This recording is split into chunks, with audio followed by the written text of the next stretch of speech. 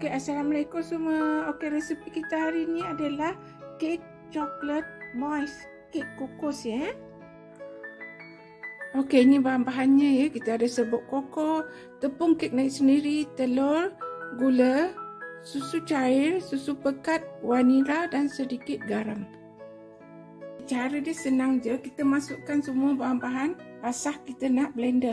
Masukkan telur, masukkan susu cair, masukkan susu pekat,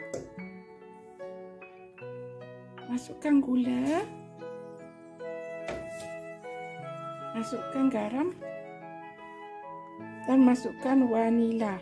Kita blender semua bahan-bahan ni mudah sangat kerja kita, tak payah pakai mixer kita mixer semua bahan-bahan tu. Okey, sekarang kita dah blender. Masukkan dalam tempat bekas yang besar kita nak letak tepung selepas ni.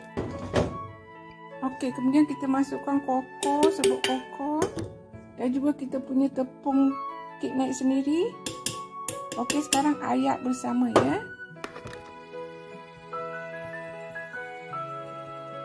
Ayak sikit-sikit lah, lepas tu kita kacau. Okey, gaul dengan spatula.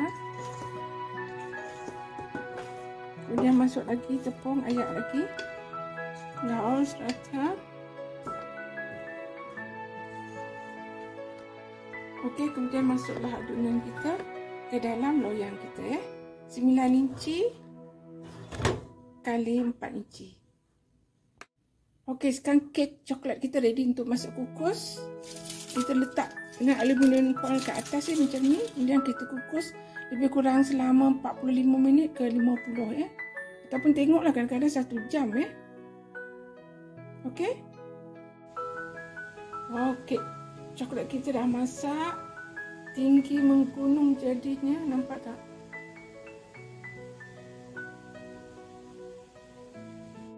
Okey, ni kita masak dulu dia punya coklat ganache ataupun dia punya topping nak kita letak dekat kita punya kek coklat nanti Saya dah tulis di tepi tu, sila semak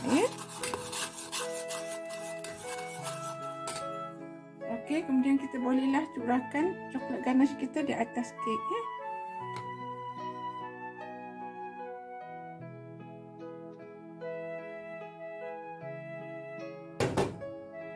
Okey, habiskanlah semuanya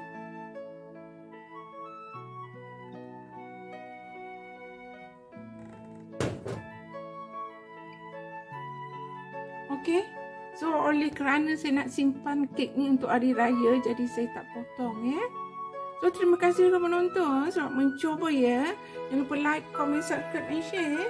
Sampai jumpa lagi. Bye.